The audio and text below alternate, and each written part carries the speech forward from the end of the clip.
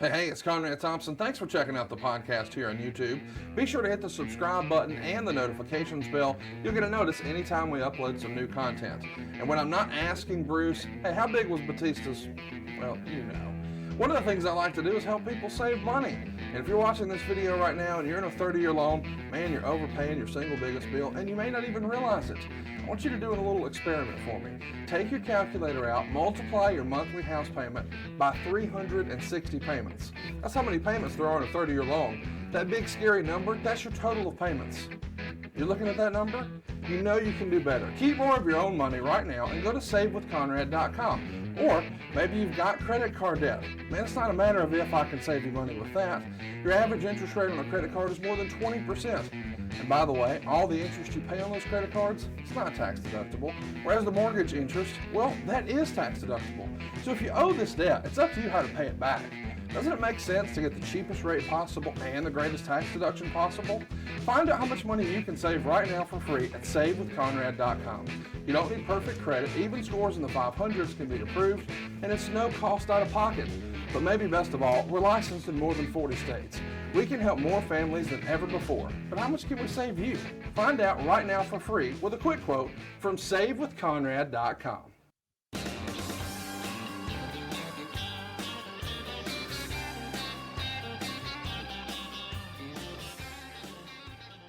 Hey, it's Conrad Thompson, and you're listening to My World. And of course, we couldn't do it without the Hall of Famer himself, your friend and mine, Double J, Jeff Jarrett. Jeff, how are you, man? Conrad, how we doing, man? It's we're doing a little new software here, and man, your whole mug took up my big desktop. So good to see you. Good to see you, dude. You lit the internet on fire this past weekend. Everybody was talking about old Double J. Of course, you never know where Jeff's going to show up. All of a sudden, we saw you on Fox. You were on Friday Night Smackdown for WWE. I guess you just took off Saturday, you lazy bum, to watch football. And then Sunday. Let's not bring up football. Go ahead. Yeah, my bad. Sunday, you wrestled, I think, for the first time since April of 2019. Do I have that right? April? Ooh. You know, but now I'm going to start chastising the researchers. They're going to, when was the last time? I thought Sean Ross Sapp tweeted it was your first match since April 2019. Well, Sean Ross, I wonder, maybe we need to verify this. I thought my last match, and a guy in the dressing room said, "Hey, your last match was on Raw," and I heard that. I think, I don't know, Raw February, right after the Rumble. Speaking of Rumble, which is coming up this weekend, Jeff and Eric. I'm not going to get too far ahead, but I think it was maybe Sean Ross Sapp. Maybe there were some independent shots because when I went back, I did have 4 or 5 dates I had to get done. So maybe he dug down in the archives. But yes, it's been a little busy, just a little busy. Well, let's start at the beginning. Tell me about Friday and what your experience at SmackDown was like. Where did we start?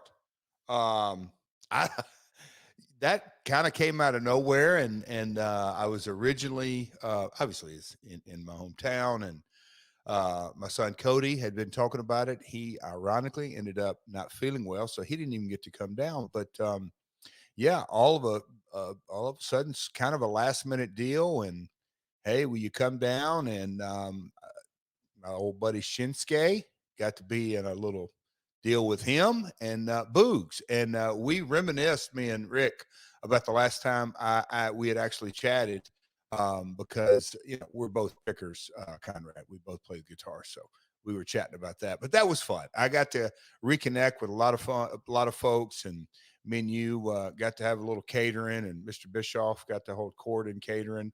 That he's commonly no, it was good. It really was great to see so many folks, and you know, a lot of changes. It goes without saying, a lot of changes in every department in WWE. I mean, across the board. So there were some folks that were no longer with the company that I found out about. And you know, change is good. It absolutely is at the very top of the list for success. You have to have change and turnover. And but you know, it's unfortunate incidents, but life happens. So it was great to reconnect.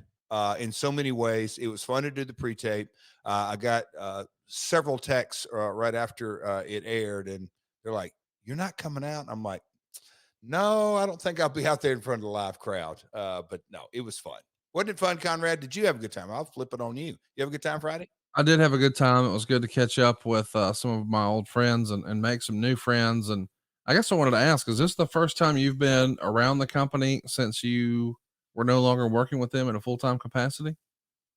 Got to be right. Unless yeah, it's got to be.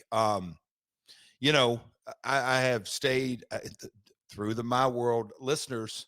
Shout out to Charles Robertson and Danny Engler, and but anyway, there's several folks that came up to me, and you know, as much as we like to. Let's not forget stupid ass Abyss, who you actually Oh, said pretty. oh yeah, I forgot.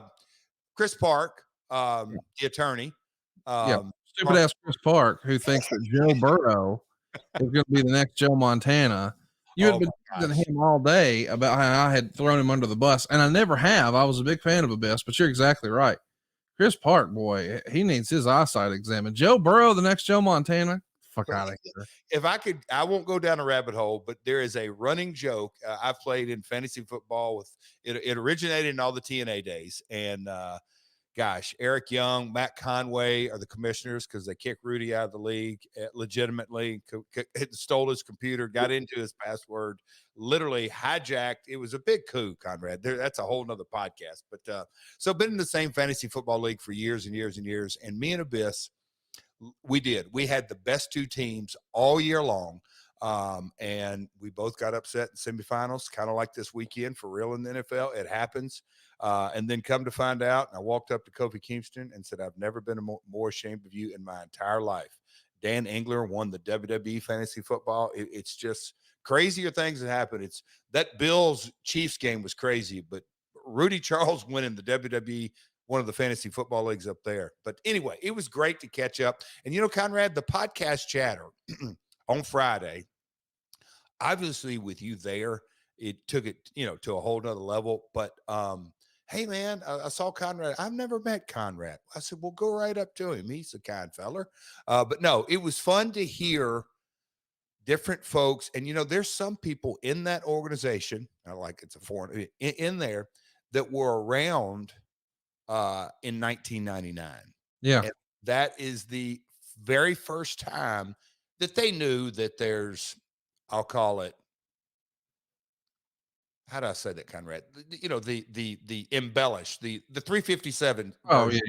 yeah. So however you want to say it, there's people that had heard that, but they knew like that ain't happening. It just not happening. And then they just didn't really, but the holes, and they really complimented you, Conrad. I always, but anyway, they're like, Conrad, he narrated that story, but we got down to some questions, and he says, when I got one of the guys who's in production said, pretty much when I got done with the Bash at the Beach episode, when I got done with the 357 Magnum story, he said, those are two events, Jeff, that I always kind of looked at you like you are just borderline insane for those two events. But y'all answered every one of my questions, and he said it all connected the dots. So that's kind of a fun part about the podcast, that even people that were there that night, they go, oh, now it kind of makes sense while this and happened. And one guy was like, yeah, they got a couple of things wrong. He said, Jeff, I'll never forget, you were going into your dressing room and you had flour all over your head. So you didn't really walk out of the building with everything on it. You went in and showered, and we chuckled at you because you came out. You did shower pretty quick, because I left probably maybe 30, 45 minutes after my match. But anyhow, fun to reconnect on Friday, wasn't it, Conrad? And great catering, always. Always, as we know it now, the Bischoff position. By the way, while you were telling us about Friday, I want to confirm Sean Ross Sapp was right. You did wrestle, as you said, on Monday Night Raw after the Royal Rumble. That would have been February 4th. It was you and Elias. But then you did a shot for AAA a couple of weeks later. Then you did one for ICW over in Scotland. In March, you had another show in Mexico for AAA. But then your last match was in California against Dr. Wagner Jr., April 13th, 2019. Wow. Yeah. So nearly 3 years ago.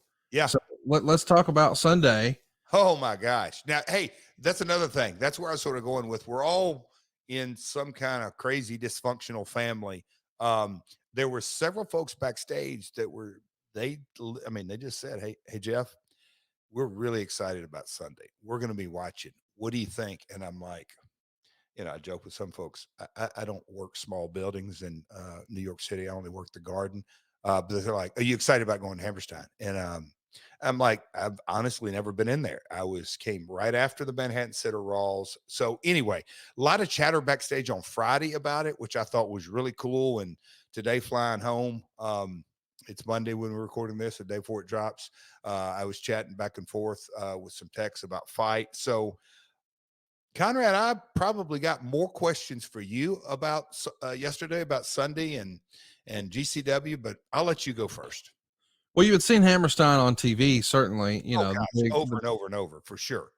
Yeah, not just Ring of Honor, but the huge success that ECW had there with their landmark show One Night Stand 05, and then of course 06. And this is certainly the most expensive building, I imagine, that Brett and the rest of the crew at GCW had ever ran. And he was certainly doing his best, Paul Heyman, before the pay-per-view went live on the pre-show, trying to get everybody fired up and motivated about the future of Game Changer. And then people got to see a different Jeff Jarrett than they had seen. We had seen you at least pop up with a different look, but this is the first time you actually did a match with really a different persona.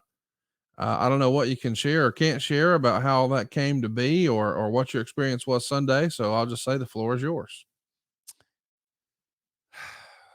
Oh man, you always just, it's not even really, it's not a fastball, it's not a softball. You're just like, hey man, there's the dance floor, go dance.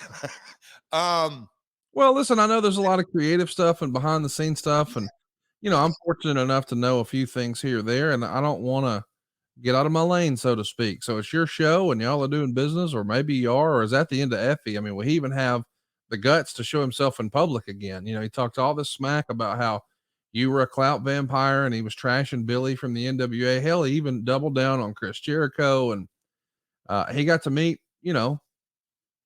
the multiple time world champion in the middle of the ring. A lot of the things that he probably once upon a time aspired to do in his career, you checked all those boxes. And now you can check that you whipped Effy's ass. And, literally and figuratively. Yeah, you literally with a belt, for real. So there's a couple of different stories. One, Conrad, as you are well aware, my flights were delayed, but coming through TSA today, I have this shirt on, and for you YouTube viewers, it's a My World shirt. But going through security TSA today, a guy said, "Hey man, I love the podcast. Listen to it every week." And so when I got through security, I'm like, "Hey, come here, let's chat." And he talked about it. He says, "I watch it all. Hey, and guess what?" And then he went into a story about he wasn't there last night, but his buddy was there, and he didn't really know anything about fight. So I went into the explanation of fight. Never miss a chance to do some promoting. But anyway, the TSA group listens to the pod, Conrad, and they were Game Changer fans. So look, I think there's a couple of different deals, but I know we're going to talk about Rumble 95, but let's talk about Effy first. And then I want to talk about Brett. Which would you rather talk about? Game Changer and Brett, or Effy first? Because I'll let you steer. Look, you are really running the show here today. I'm going to follow your lead. So I want to stay on track and not get too granular. Let's talk about Effy. Effy talked a lot of smack, and boy, he was loud and proud before he got that ass whipped. So now that you shut his mouth for him, about the match for Effy, or what's next? I'm gonna kind of look. Never in my wildest dreams did I think that maybe the hottest baby face on the independent scene. Certainly, I believe Game Changer, and I've said this the last couple of weeks, they have somewhat of a stigma with the death match. Just as their branding, there's so much more than that.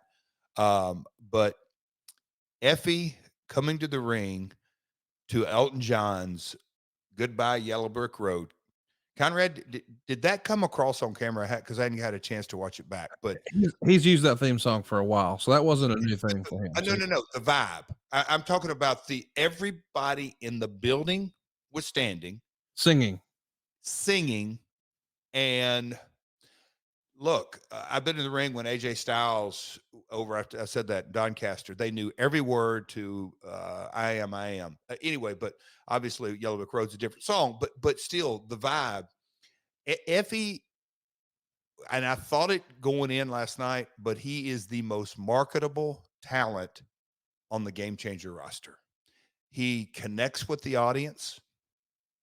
Look, he's not a seasoned vet, but man, and I don't know his complete body of work, but he knows what he's doing in the ring. He knows how to connect with the audience. I can't tell you how impressed from a promoter, booker, marketer point of view I am from that side of it. With Effy.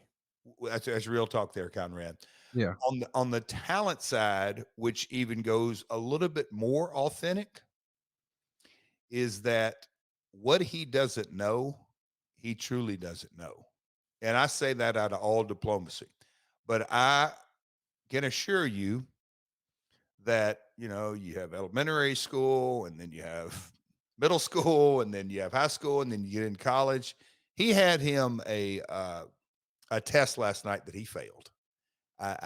There's no question that he talked a lot of smack and like, oh, here's this guy, and there's no secret, I'm not a spring chicken. But backstage, I'll say this. I saw his other half, AJ, who's done some tweeting with him, came through the curtain last night. They weren't real happy. They weren't real happy with me whipping his ass. There were some hard feelings that went down. There was some chatter. Effy got an education. He got him a real education, and I don't think he expected me to be in physical shape. And I'm talking about my wind. He's like, wow. There's some other guys. And I'm glad that I got my cardio up, Conrad. I'm glad that I got myself in. Look, because I knew it had been a couple of years. And so, yeah, I saw Brian Myers. He said, hey, Double J, it's like riding a bike. I said, yeah, but I ain't ridden this bike in a while. So anyhow, it felt good. But hats off to Effy. But Effy, pal, you got a little education in the big time. If you're going to move down the block and one day try to perform in MSG, the Garden, you need a couple of more lessons from Double J. I'll leave it at that, Conrad.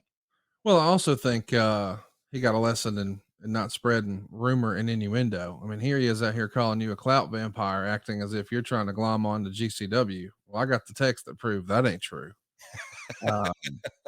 But that's a story for another day. I guess you're not going to share that text? Well, that's probably inside baseball, but I do want to ask, in terms of Effy, does he have more lessons in his future? Or are you going to be holding class somewhere else next? TBD, the old TBD. We're going to see how it rolls. I'll say the last outlaw. As I left the building last night, some guys came up. Now, this is a little bit too. I'll just say that they're like, what's next for you? And I said, there's some things probably better left unsaid. And the guy just kind of looked at me and he says, all right, where are you going? And I said, I'm certainly not going to tell you. So we'll just leave it at that, Conrad. I'm excited. I'm excited about where the old last outlaw's headed. We are too, and I'm also excited about what's next for Game Changer. Such a big night. We're having a lot of fun talking about Effy, but man, what a character, what a performance, what a performer. Yeah. Really glad that you guys got to have the match you did, and a lot of that is thanks to Mr. Brett Lauderdale. I'm so proud of the whole locker room for getting that experience. I know this was a big night for them, and I didn't get the good fortune of being there, but man, it came through the screen how important this was, not only to the roster but to the fan base. So let's talk about Brett and Game Changer, and then we'll talk a little bit of old school Royal Rumble. Had a thought coming home today, Conrad. I'd love to hear your business mindset. Is Game Changer Wrestling the second most profitable wrestling organization in the United States? Without question. Now, that being said, I think if, you know, I'm just talking profits. I'm not talking about grocery, as not, you not, know. not top line, but net. No, I understand. Yeah, yeah. I think that's without question. I don't think New Japan's making money here domestically. We know Ring of Honor wasn't. I can't imagine that whatever the profit is for Impact, their overhead just dwarfs GCW's. Hmm. So yeah, I mean, I don't think it's huge revenues. I don't think Oh, yeah. I don't think Mr. Lauderdale's like setting himself up for retirement every quarter or whatever. But yeah, they are definitely, people, a lot of people I shouldn't say a lot. I did see some social activity where people were maybe not loving what GCW presented. And they were saying, oh, I just miss the old school and blah, blah, blah. The spirit of GCW is old school. As far as what I understand, it's ran like a real small business should be. They're trying to turn a profit and they're doing it. So for that, I'm proud of them. And that's where I was going with it. I don't want to confuse gross revenue, which is millions upon millions. I'm saying that they're running a business. Jerry Jarrett would be proud of them. Yes, That's sort of the context that, and what's talking about the fight, and I think some people have sort of glossed over that spring break event that was going into the WrestleMania in the right COVID. before Yeah. COVID. That was going to be a massive success. So that's sort of, and then the year before that. So they've been continuing to build their audience on fight on an episodic, weekly, bi-weekly, bi-monthly, whatever it may be. They've built their audience. And last night, they obviously showed up in the NYC area, but LA, I got to see my old buddy Kiddo, X-Pac, early in the day. And, LA is a big market for them. So they are a national touring company. And, coming from Nashville, I can't tell you how many stories of there are, they used to be called Zach Brown band used to be called, oh, they're a bar band, but then they grew and grew and grew. And I could tell you act after act after act like that, that just consistently delivered to their audience. And it grew, as my old buddy Toby says, know your audience and grow them one at a time. And hats off, man. I mean, hats off to Brett and GCW, Giancarlo, with the awesome production values. And, it's a lean and mean operation. And I think 2022 is going to be a really cool year. Just the time of the industry that we're in, when you look at all the streaming capabilities, and it's really cool. So, Let me ask two questions. One, about Giancarlo, who is really one of the unsung heroes of all the success that Game Changer has had, whether it was with Joey Janela's Spring Break concepts on WrestleMania weekend or the video package that was released last week, showcasing yourself as you get ready for your match with Effy. I think that's probably the coolest you ever looked. Fair to say, that video we put together? who would have thought? I'm 54, Conrad, and those words just came out of your mouth. Will I you mean, say it one more time for it? Will you say it one more time? I I think think the video that Giancarlo put together made you 10 years younger than Sting is, just so everybody understands. Uh, Cooler than you've ever looked. You've been wrestling for like 36 years now. And I think that was the coolest you ever looked, in my opinion. yeah, okay. So I'll leave, but he's a really, really good friend of mine that I've worked together almost 20 years now. We had a text exchange, and I said, I almost said his name right there. I said, by design, I have been anti-cool. I've Yeah. never, ever, I think that's the kiss of death as a heel, having any shred of coolness. Now I know the NWO lovers out there, I don't think they were ever designed, and they had a ton of heat, but they had a cool hip factor because Scott Hall / Razor Ramon oozes machismo. Kevin Nash, the same thing. He oozes that. The Hulkster had heat, but look, it's Hulkamania. But as far as a 100% heel, I just think for my marketability has always been anti-cool. The Yeah. Bischoff, and we'll get to jab each other this weekend. He called it the Dick Dancer outfits, but you know, I've always His creation, in a lot of ways helped ruin wrestling. Like we've talked about that a lot, that there was no payoff with the NWO. That oh no, I don't you dare say that. It didn't ruin wrestling. They're still selling shit no, millions. I'm not arguing that they're not, but I'm just saying in the traditional sense of heel baby face. Oh, You cut the legs out from under a baby face if you have a cool heel. He's got to be hateable. If you're pulling for the heels, I got you. something's out of sorts in a traditional wrestling sense. I got you. Yeah.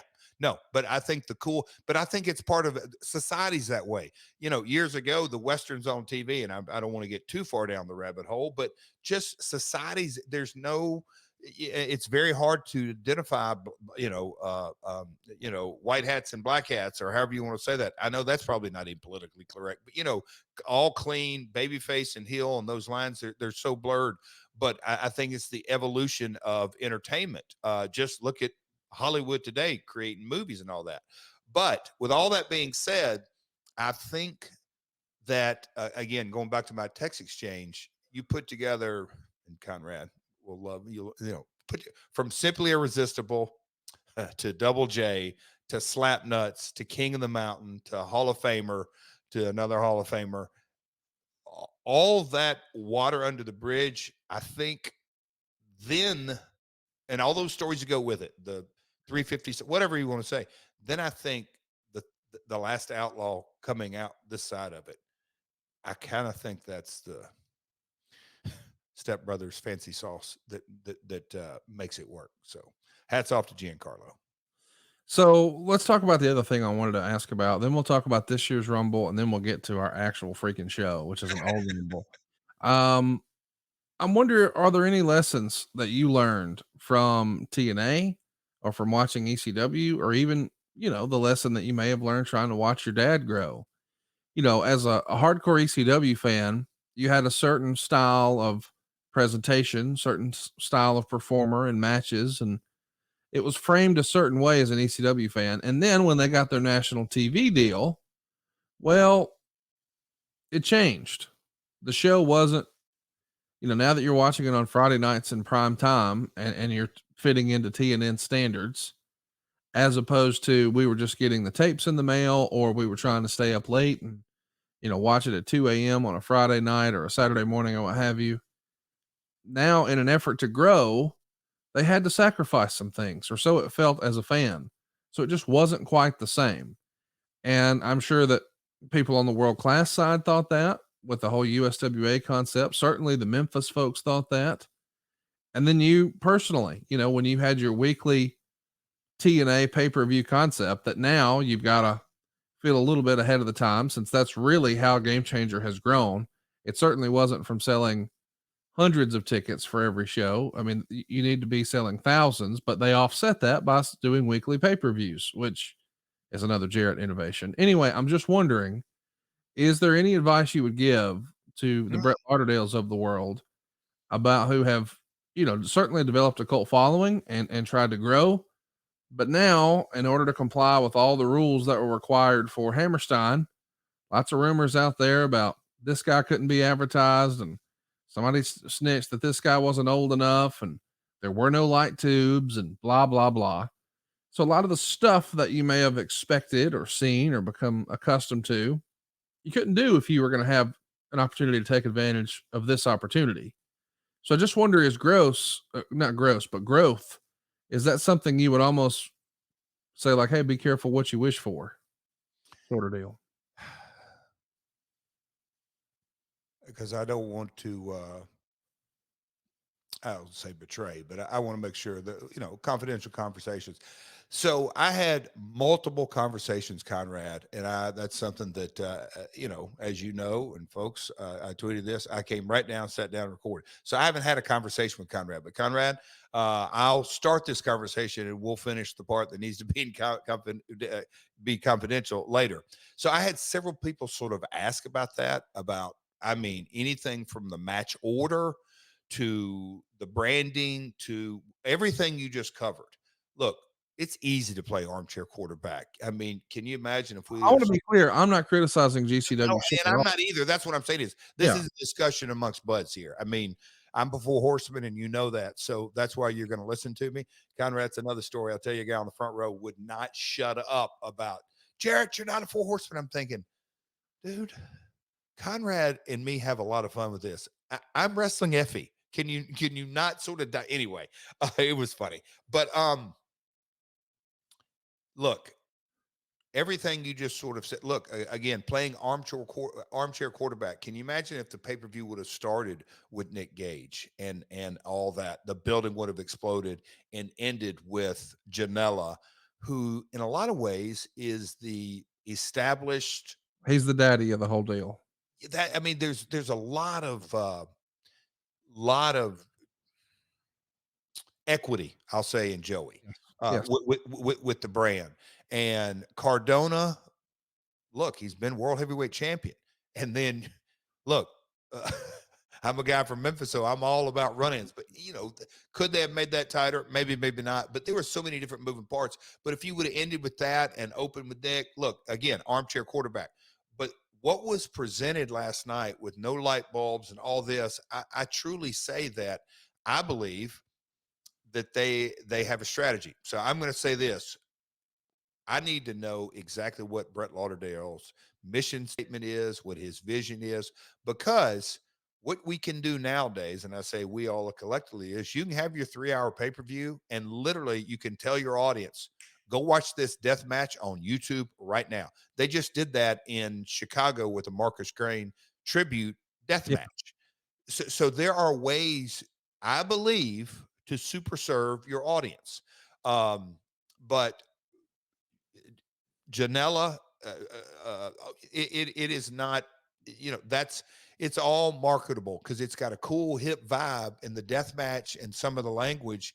Other than that, I think it's such an underground vibe that absolutely has so much growth potential.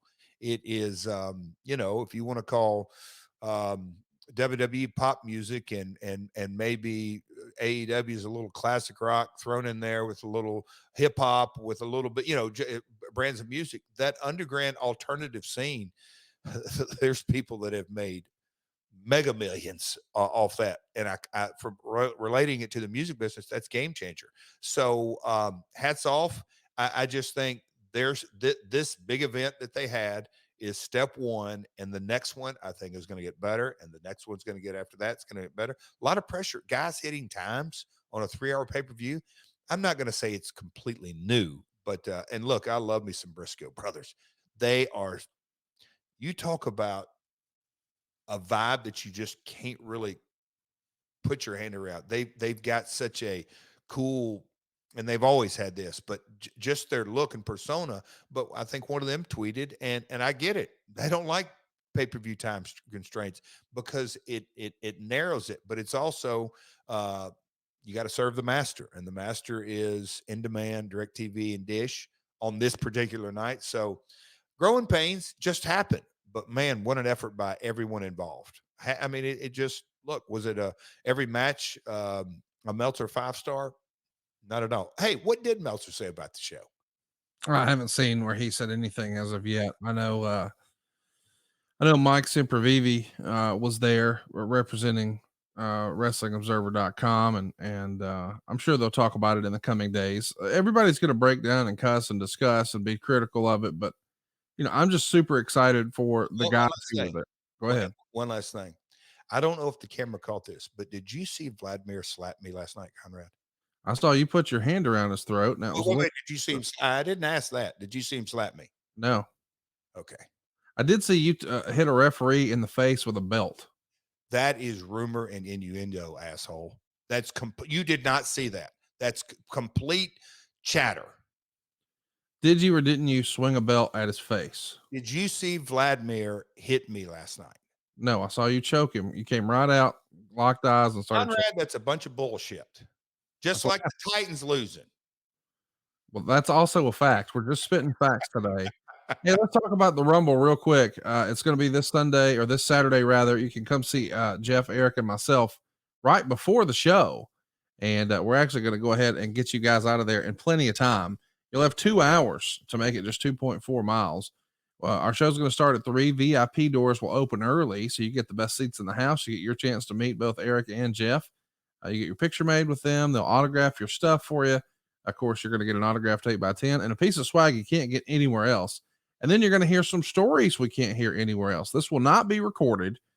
We don't want anybody to get in trouble, but we're going to talk about Tony Khan and Nick Khan and Dixie Carter and Vince McMahon. And it's going to be a fun time. Really excited to break it down and talk about stories that really probably aren't suitable for air. And the rumor and innuendo is we might even have a special guest or two. So make plans to join us at jeffandericlive.com. That's jeffandericlive.com. A few tickets remain, and we hope to see you there this Saturday in St. Louis. And again, we're just 2 miles away from the Royal Rumble. But as far as the Rumble, I think Sean Ross Sapp has now reported, so it's out there. Ronda Rousey is going to be in the Royal Rumble this Saturday. And you got to think she's probably the favorite to win it. I know she would be eyeing something big with a WrestleMania main event. And as far as the guys, I don't think they've only announced about half of the competitors so far, but I'm picking Big E. Who you got this Saturday? Who do you think wins the men's and the women's Royal Rumble?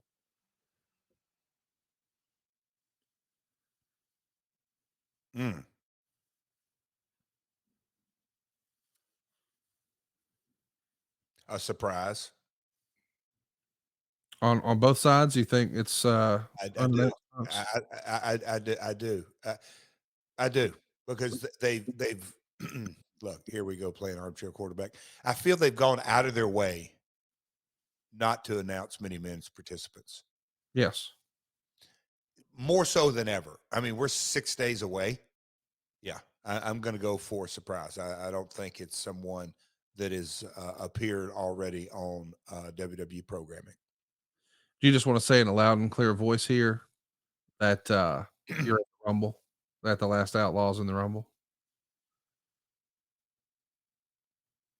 So, can you believe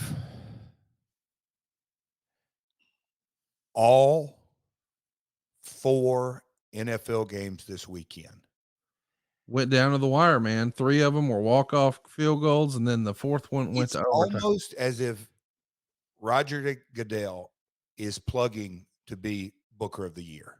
Yeah, he is. I just get that sense that he's like wanting to get the votes in, wanting to get the trophy. How in the hell can you script that? Where and anyway, man, watching those highlights, damn Tennessee game. But I tell you what, after I got back to my room last night and watched yesterday's game's highlights, I didn't feel so bad about my Titans because Brady's gone, Aaron Rodgers gone, Patrick Mahomes literally did a magic trick with 13 seconds to go to get him.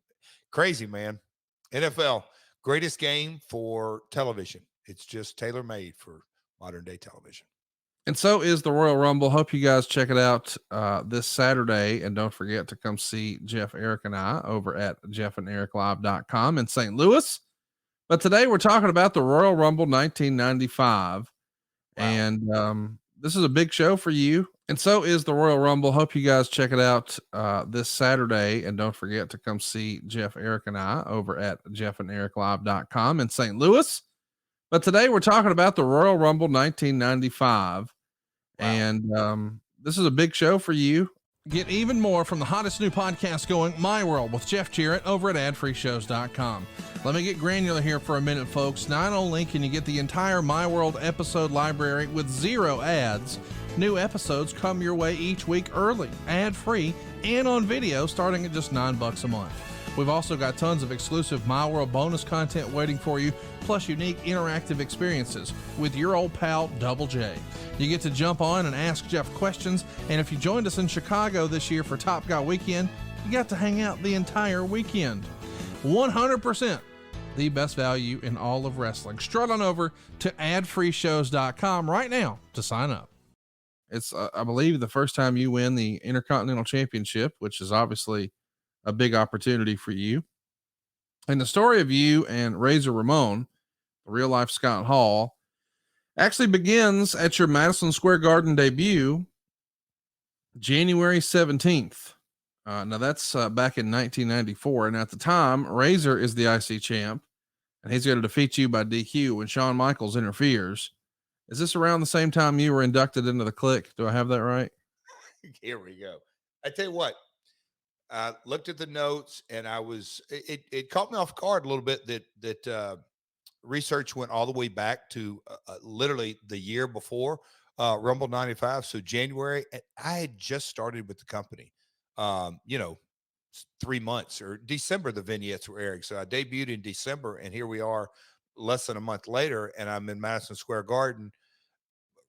And look, when Razor was rolled out and he did that program with Macho Man, I loved it. Now, me and Scott had worked Tennessee territory for my dad. He'd come down, used to drive this old Corvette. So he's a big 6'6", 280 guy, driving up and down the roads to Memphis, Louisville, and Evansville in an old Corvette. But that was the first time that I was around Scott. But and then the Diamond Stud I watched on TV from WCW. But when he clicked with I was a huge fan. I just thought the marketability and how Scott portrayed it. And then here we go, Double J vignettes air, and next thing you know, and that's back in the days where we got printed booking sheets. Oh, you're in the Garden against Razor and an IC title. I'm like, wow, not only payday, but just the placement on the card. At the time, he's probably a top 3 baby face. Oh, for sure, for sure. But this was sort of the beginning that the vignettes aired, and then all of a sudden, and I don't want to get too far ahead, but all of '94, we did a lot of trips overseas, and this is where. And look, I'd known Sean since '88 in Tennessee. I met Kevin. I just met Kevin, but this is where we spent a lot of time together riding buses and cars overseas on all the buses after the shows. You're supposed to be heels and baby faces, but we would always end up on the same bus. So lots of bus trips, and the four of us just did a lot of traveling together. And before you know it, you're Pre-click days, to answer your question. What's that? It's pre-click days. There was no click at this time. It's pre-click, as you took another dig, Horseman. I know you had spent a little bit of time with him in Memphis, but did you get an opportunity to wrestle him when he was in through Memphis, or is this really the first time y'all are hooking up? Scott? Yeah. Maybe we were both baby faces. I feel like maybe we were tag partners once or twice, but nothing of substance.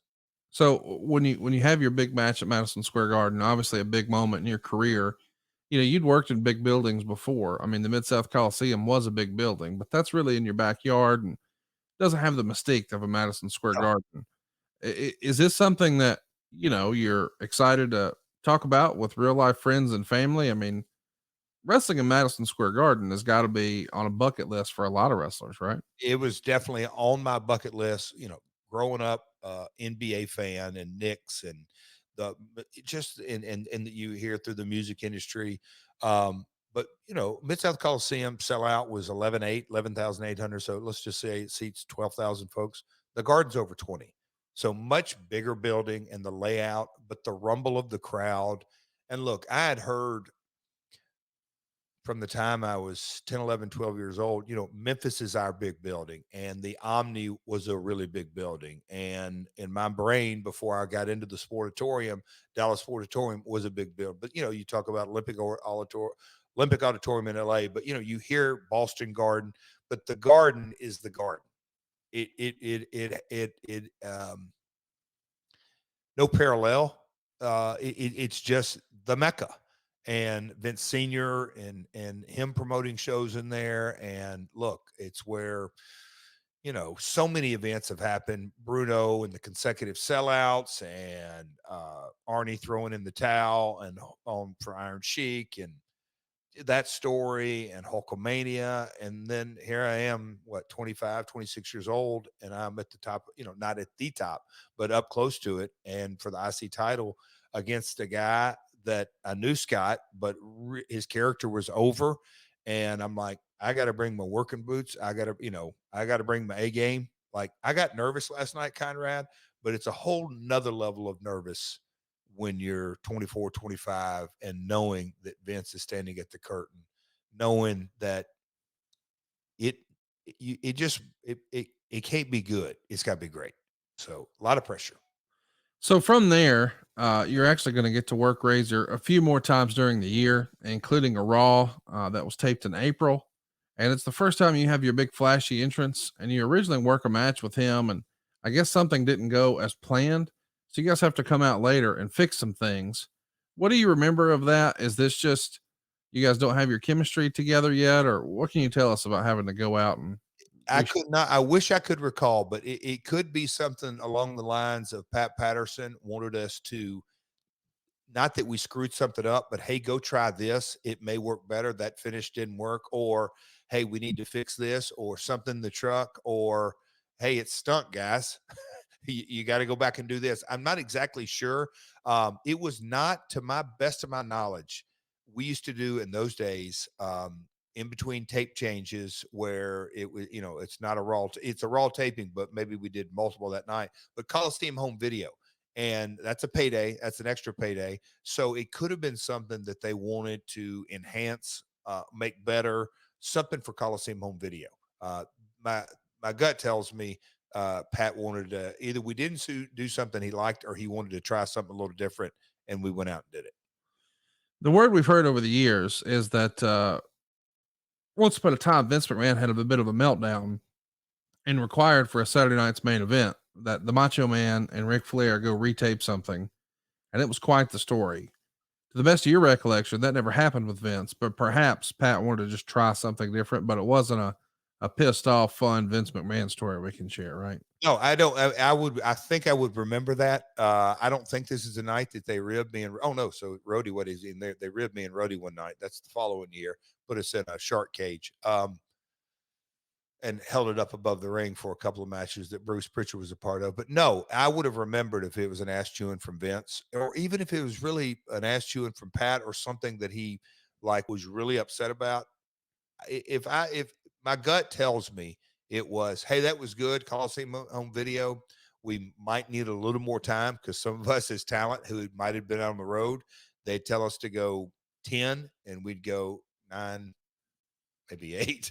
But no, so they legitimately might have said, hey man, we didn't get enough time, go out, get some heat on Scott for 2 or 3 minutes, and then do the same finish, tweak this, tweak that, and now that'll give us time to fill for the Coliseum home video. I really don't remember.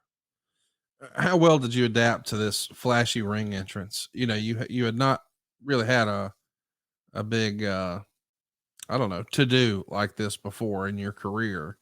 And now you've got this sort of over the top ring entrance. Are you excited about this because it's a sign the company's putting some resources behind you, or are You you talk like, about just the lighting, all the lighting and all that, right? yeah, Yeah. It was, look, from the very first time, I don't believe I saw one WrestleMania 1, but maybe 2, certainly 3. But I was mesmerized by WWE's production values always. And every year a little bit different, and this and that. And, those superstar tapings, and they would just be on a platform, and the way they'd shoot it, and all the full arena behind it, the snake pit, um, Piper's Pit, just all those kind of things. I always thought it was just super cool. And then, get there and superstars and challenge, and, just all the little intricacies that WWE just, there's such a cut above everybody else. They refined it. And, Vince is a visionary, but his vision for a television show, he's a trendsetter in so many ways. Look, it may not be his original idea, but he always takes ideas and makes them better, makes them more marketable in a lot of ways. Just the lighting effect, you go, okay, they're spending money, and the lighting director would come to you, and the director and all that, and here's how we're going to do it. It meant, okay, this is a part of your push. We're adding to your production value. so I should mention that Diesel gets hurt in late May and early June. So you're going to substitute for him as he's the Intercontinental Champion at the time. And you end up putting Scott over. Did you know at this point, or think at this point, it might be setting up for a run with you and Razor for the IC? No, it was still, building blocks, and I can't remember all the different opponents, but for the most part. I do remember Doink. So again, it was a wins and losses on live events. I was putting over baby faces, but in heels, it was the slow. And I've told this on the podcast. You know, Vince saying we're going to build you this next year in early '94, and I'm like, year, but okay, I got it. And as every TV and month went along, you can just sort of see the build and the build and the build. But I had no idea because we're talking May, June, and Kevin had something wrong with his heel. Man, we were running and gunning and lots of travel. Like I said, lots of international. So I think that was when he had some heel issues. But yeah, I had no idea that we're talking IC title slot. We've all heard the stories of Scott Hall and his issues later on in his career, but at this time, how was Scott to work with? Was he giving as a worker? I mean, did you guys click? Or just talk to me about you guys work together here. Scott's always, I mean, always when it came showtime. Um, I've never had an experience, so I know there is, but I mean, he is so dialed in to the subtleties of the industry and the subtleties of character development and the subtleties of a match. Lots of the, um, it's a Pat Patterson mindset that Pat obviously shared with Scott and Sean and others, but Scott is a thinker, and long road trips, when you start fine tuning, and we got in a groove coming up this year where you can have a B and a C match, and A is for when you got to go, and B is sort of saving some bumps on your bump card, and C is really saving them. So learning how to work smarter. Scott was a huge influence on me about learning how to work smarter, and it's not lesser, it's not being lazy, it's just working smarter because some, we'll call them C towns, that get wrestling once a year. You don't have to do as many different things. You want to tell your story with the same impact, but you're taking care of your body a little bit better. So Scott, and obviously it's well documented on how good he was behind the scenes, and I completely concur. So let's talk about how they're keeping you guys apart, really, from any sort of one-on-one action in the ring until later in the year. Of course, we're talking about 1994. The beginning of the build really has you as an afterthought. By the end of October, it's announced that the bad guys, as we're getting ready for Survivor Series, is going to be Razor Ramon, 123 Kid, Davey Boy, and the new Head Shrinkers, and they're going to take on the Teamsters, which is Diesel, Shawn Michaels, Owen Hart, Jim Neidhart, and yourself. When this is put together, did you know the plan was to eventually you and Razor pair off? Had no idea. The Teamsters were the Survivor Series. Excuse me, a little hoarse from last night. Survivor Series, where Chuck Norris took my head off. But no, it was a build. At this time, they were building Kevin. They were building Diesel. He was Shawn Michaels' muscle. Um, Probably during the summer is when Vince was like, I want him as a baby face, and we're going to go with it. Well, Vince probably thought that from day one, but he's like, we're going to bake this, and he's going to be Sean's heater for a while, but we're going to build it. But I had no idea that they were heading in that. I guess it was Brett and Backlund were doing their deal, and so that would have been '94, coming off Owen and Brett and Neidhart teaming up. So no, there was no. I wasn't aware of the plans for Rumble '95 at this point. October 19th at a wrestling challenge taping, Razor Ramon with Ranger Danger, who's a local television personality, pins you with the Razor's Edge. Of course, you were originally going to win the match by countout, but when you find out you can't win the title, you challenge him to keep the match going so you can win the championship. That's a little old school Memphis right there, is it not? You know what? A lot of people have like discussed that. A lot of that. I mean, it. I like to say it's maybe a little old school Memphis with some dash of Pat Patterson psychology Yeah. just thrown in there, and how the timing of it was. But Obviously, this is setting up for Rumble 95, but again, all about the storytelling. Completely, how do we tell this story? Um, which, in a lot of ways, Conrad, last night, I sat back and tried to analyze all of that because a lot of new fans tuning in to a product. Okay, what is the story? They don't understand all the high flying and this and that. All right, what's the story? What's this character, wrestler A versus wrestler B? So when I go back and we're talking about, 94, it's okay, they're going to tune in. Jeff Double J, country music singer, but he's a wrestler and the bad guy is a brawler. So he's going to out wrestle him. And Pat would know how to craft these kind of stories. You work with Scott on a Canadian loop in late October, and you're putting him over at the Montreal Forum. Big show for you guys at the time. You've got 15,534 paid. And then in Halifax, he's going to reverse a figure four into a small package. This is what this is, right? You guys getting reps together, preparing for the big show. Yeah. And I wish I knew what was on top. If I would have had time today, because that was one of the questions I was going to ask. Do you know, Conrad, what was on top? Because look, in 94, live event business in WWE, we were putting the building blocks. And I can vividly remember that early in that year, hearing a couple of different outfit folks and say, look, we're going to add one or two international, being smart about business and smart about profits.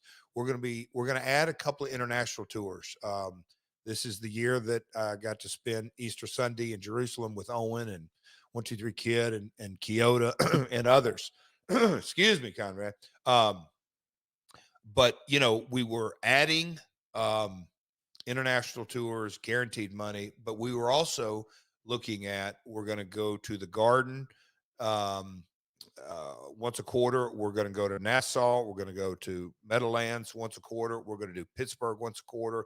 All the big markets. Vince was trying to, if I remember correctly, basically the big live event markets, he wanted to build revenue there. We were doing Raw on the road, so let's use the maybe B and C markets, the Bushkills and smaller TV markets to do Raws, the Poughkeepsies of the world. But this Canadian tour you're talking about, we popped a hell of a house.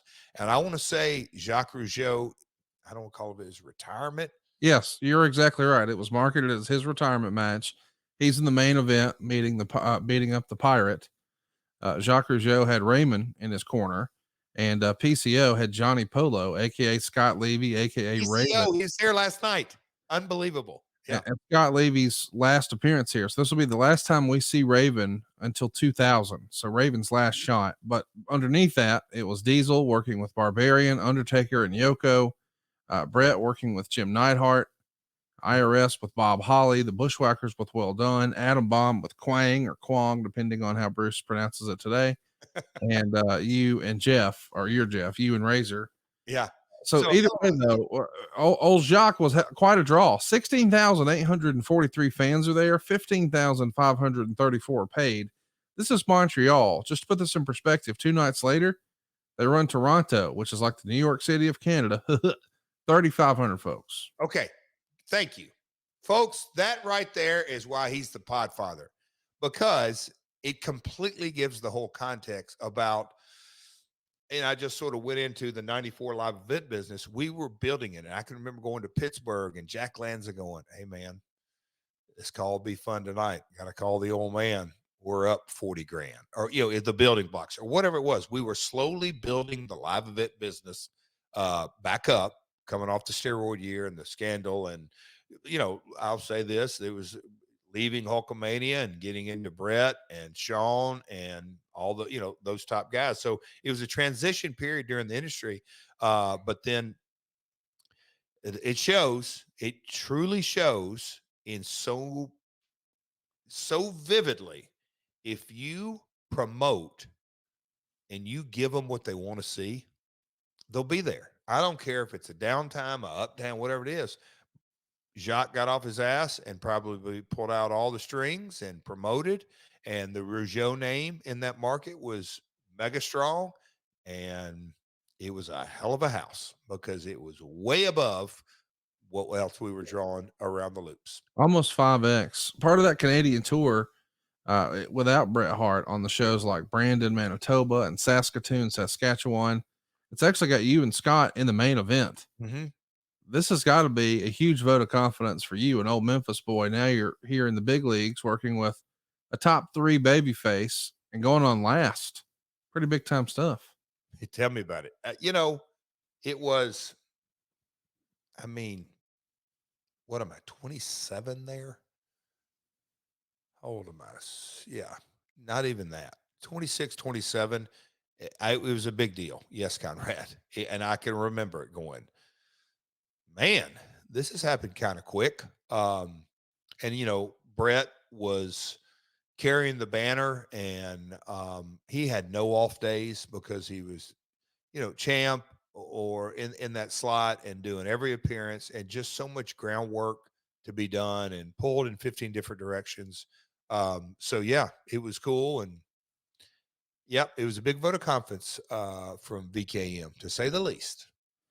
So the big push for Survivor Series comes at the end of Monday Night Raw on November 21st. There's a big brawl between Razor and his team and Diesel and his team. You don't get a lot of action between you and Scott at Survivor Series, as the whole match is really more of a backdrop for Diesel and Sean breaking up. And your participation in the show is obviously more remembered for getting super kicked by Chuck Norris. But boy, you're in there with a lot of Hall of Fame talent. We'll talk about old Chuck and this match in long form some other time. But coming off that show, you worked the next day in Youngstown, Ohio, in front of 1,800 folks on Razor. The travel is just crazy back then. You got Survivor Series in San Antonio, Texas. And from there, Lex, Davey Boy, Razor, Taker, Paul Bear, Doink, and Dink have to fly to New York to be a part of the Macy's Thanksgiving Day Parade. And from there, Scott's going to head to Youngstown for the show. What a crazy schedule this is, especially if you got a wife and some youngins at home, right? I believe this is the year that I spent Thanksgiving Day in Pittsburgh with Kevin Nash at the Holiday Inn, and we ate turkey dinner together. It was, and look, we were happy to do it. It's part of the industry, and the 10 on 3 off, 4 on 3 off. I think we were just in the middle of all that kind of groove, but it was grueling. I think they froze their ass off for Macy's, that whole deal. Yeah, that was the WWF in '94 for sure. As a heads up, I think Thanksgiving that year was on November 24th. So it would have been the day after Survivor Series, which was the 23rd. That night, they had 2 shows, one in Youngstown, Ohio, that you're on, and then another in Ontario. The day after Thanksgiving, the 25th, as you said, you are indeed working second from the top with Razor Ramon in Pittsburgh. And then what do you know? The next day, Madison Square Garden, 7,300 folks there. And that's where it's a big day, because we're going to get to see Diesel, who's substituting for Bret Hart, beat Bob Backlund to become the world champ in just a couple of seconds. Wow. So wait. Now, make sure we did Youngstown on the day before Thanksgiving. Wait, what was the On day? Thanksgiving. So On Survivor Thanksgiving, Series is the day before Thanksgiving. Wednesday night. The next morning, you guys did the parade. That night, you're in Youngstown, Ohio. There's another crew that's going to work Belleville, Ontario. Yeah. That's the day. The 25th, you're in Pittsburgh. The 26th, you're at MSG. Jeez. And then it's How about time to, that? and then you're back in Ontario again. So you're just all over the place, but my goodness, what a time.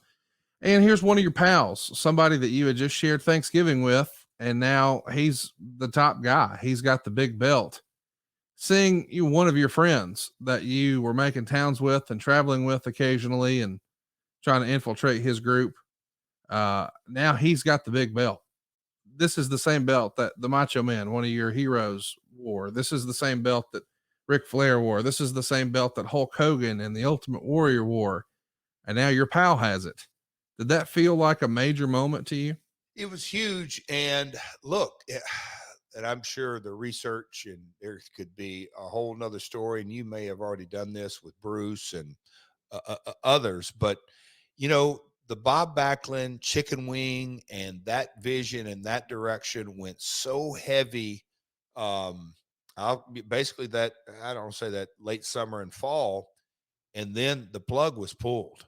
I mean, they switched the title on a live event, and it was hammer down.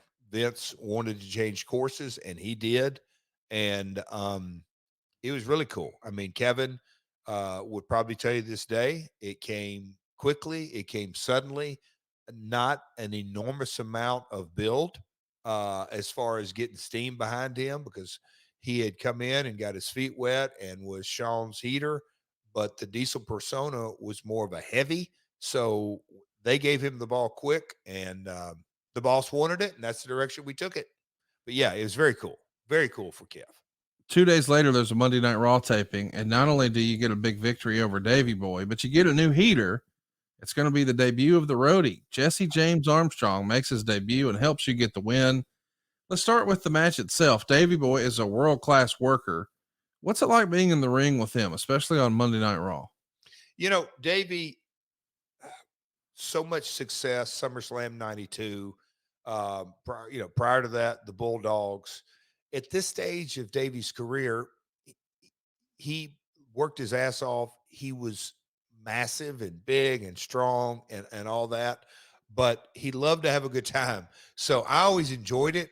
He would laugh and cut up, but it's one of those things. He's easy and I'm easy. How are we going to do this? And it was so simple to put things together. But, you know, and I know there are people who listen to this and in the ad-free family know Davey's body of work. But you talk about a guy that can go, man. Oh man, yeah. Especially in his heyday. But Well, yeah, even back in the tag days. I mean, that to me is the Davey Boy in his prime. yeah, I would agree. Yeah, that's his prime because SummerSlam 92 was huge without question, but he had gotten more into that single, more character mode. But as far as in-ring work, tag team Davey was, wow, off the charts good. So good. And they worked so well together. But anyhow, yeah, we put it together and look, the once we do an episode and with the recent news of Brian Gerard James and I'm excited, man. I am really excited because we chatted the other day and we just talked and I told him, look on the calendar, Rumble 95 is coming up and look, he debuted in Lowell, Mass, and I remember this. So, Conrad, you probably may correct me, but correct me if I'm wrong. Me and Davey Boy, is this Lowell, Mass? I don't recall. Okay, all right, that's fine. It just I remember they put us together. Brian held his foot that day when he did, or maybe that's where he got his tryout. So I may have it wrong. He did his tryout, but when they said we were hooking up, I was so pumped because the Double J character had a full year of a build. And when they said, hey, the greatest country, because that's been saying greatest singer, greatest entertainer. And then all of a sudden now I'm getting a roadie. And look, Brian, his lineage and Armstrong and everything that goes with it. Mid Hudson Civic Center, November 28th, Poughkeepsie. Is where this match was. This is where we first see the roadie, and you were doing a 14-minute match with Davey Boy. Yeah, he got his job in Lowell, Mass. That's where he had his tryout and sang in front of Vince. And and Bruce was in the room, and they said, "All right, we're going to make him Jeff's roadie." So the Lowell, Mass show was 2 days after. I think you might have that one backwards. No, I think anyway. I'm trying to. He had his tryout. So when was the time before we were in Lowell? But anyway, that's March. You were there in March, August, and then this one in November. Okay, so I'm off. Anyhow, getting too granular memory. But anyway, you help yourself. You love it. It's every week we're also trying to sell ads and entertain people, but it's also me playing Jeopardy with Jeff every week. All right, I'll shut up. Well, anywho, please do when you say it. I mean, actually do it this one time. Okay. Hey, when did you know Jesse was coming into the company, or Brian, as we like to call him here on the show? I mean, are you excited about this? I mean, that's why I was trying to I'm pissed off. I feel for sure he got his tryout not actually in ring, but he sang in front of Vince, and they're like, "Oh my God, we've got this Double J character." Brian has Southern roots, and Double J has Southern roots, and the roadie, and all this. Boom, we're going with it. It literally just clicked. Everything clicked. So I wasn't aware. Man Mount Rock. I'm trying to think how the tryout came about. I don't know if Stevie or I don't know that's a good story we can ask one day on what was the original connection of how he got his tryout. But I was tickled to death. I was so excited when they're like, "Yeah, we're putting him with you." So, and then this Davey Boy match, and he debuted, and Brian held his foot, and we started coming up with like when creative juices start flowing. And Brian has a boatload of them. But when we started bouncing ideas off at the very beginning, I remember Brian saying, "Hey, I'm going to get these laminates, and hey, I'm going to wear these sweatbands." And and he's like, "Come here, Jeff." And he talked to stagehands that were in the arena, and he looked at him and he goes, "Hey, see this little pin light that roadies use? I'm going to get one of those." And I'm like, "Oh, wow. No, we got to go tell TV this." And just a little back and forth that we would have, that Brian dove into the character. I mean, that's the kind of stuff that he gave to NXT, the subtleties of like, all right, how do we make this character authentic and work and a little bit over the top, but not too far. But man, when he got his head wrapped around the roadie, it clicked, man. It really, really clicked. As far as just personalities, not work, because you told us a lot about work, but just your and his personality. Did you guys click right away? Immediately. Back in those days, I wasn't a morning guy, Conrad. So I would. It's not the case now. If you want to text Jeff at 4:30 in the morning, he'd be glad to get you a response in 6 seconds. Okay. What? It's true. I mean, I can always count on, no matter how early I get up, if I text you, I'm getting a response. I love it. So, but I remember the first night we shared a room together, we might have had a few adult beverages. Brian never really liked to drink. He other stuff He did other stuff, yeah. back in those days. But I remember barely opening my eyes, and I see Brian in our room, and he's not in bed. He's over there sitting in a chair, just kind of just sitting there in thought and thinking things. And I'm like, what's he doing? And then all of a sudden he sees me stirring. He goes, "Hey man, I've been up about an hour. I'm going to go back outside. I hope I didn't wake you up." I said, "Wake me up." He said, "Yeah, I've been outside twice. I went and smoked cigarettes." I said, "So you left the room and smoked cigarette?" I said, "I appreciate that." Anyway, we hit it off from day one, and we've been best of friends since then. Let me ask, listen, you mentioned it, so I don't feel bad asking a follow-up. Were you nervous about perhaps blowing your big chance? I mean, once upon a time, it was a pretty famous story with Hacksaw Jim Duggan and the Iron Sheik making a town, and some lights go on, and what do you know? All of a sudden, they've got some stuff in the car that maybe wasn't supposed to be there.